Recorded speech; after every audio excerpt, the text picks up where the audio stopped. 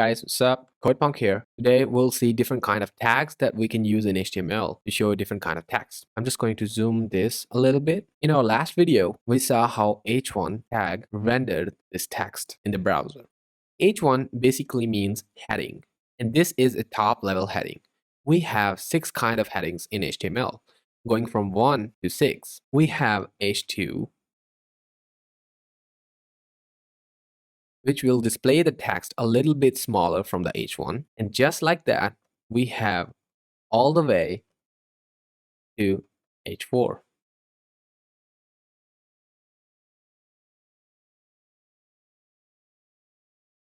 If I save this and reload, I'll see all of those headings. After that, if we need to display a paragraph, we can use the p tag. There we go. There it is, the paragraph. If we want to add another paragraph, we'll just use p tag. Okay.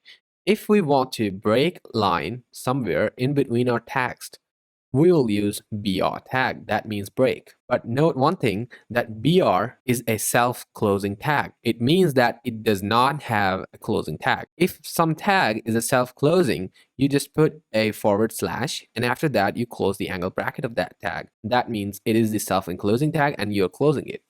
Of course, it will work without the slash, but it is good practice to close the self-enclosing tag.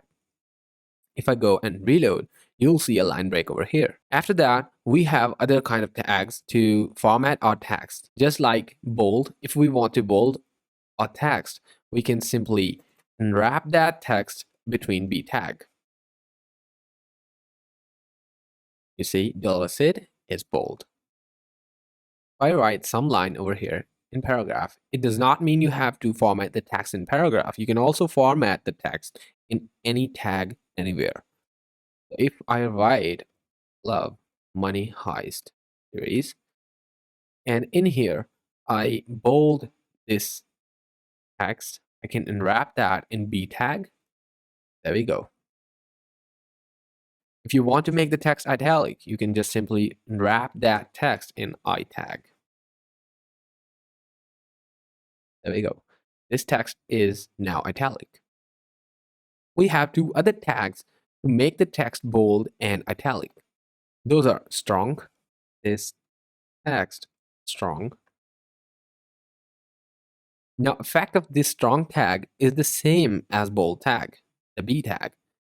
But this also tells the browser that this has some kind of meaning behind this. It tells the browser. And we also has an em tag to emphasize the text. So this is emphasized. This works same to the I tag, the italic. But this also tells the browser that this has some meaning behind this, and this is emphasized. These tags were introduced in HTML5.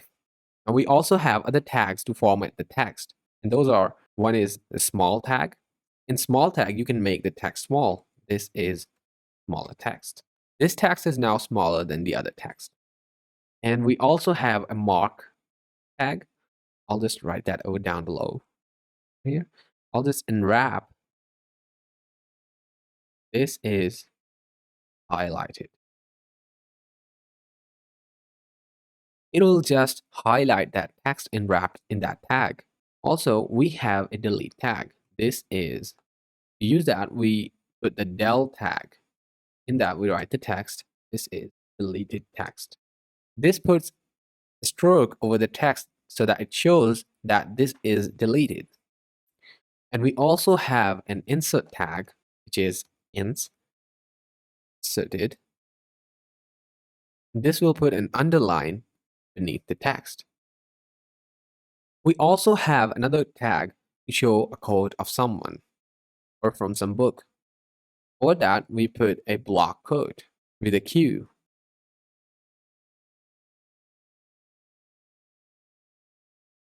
And this was set by professor, right?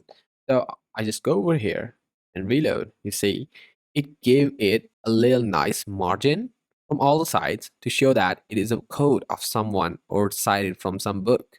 Now we also have another tag for quote in between the text. So if I have some text over here, we are talking about some book, and in that book, someone said, this is a nice book. Now we need to show this code formatted. So we have the tag for that.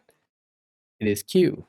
We unwrap that code in between Q, and it automatically creates these inverted commas around that text.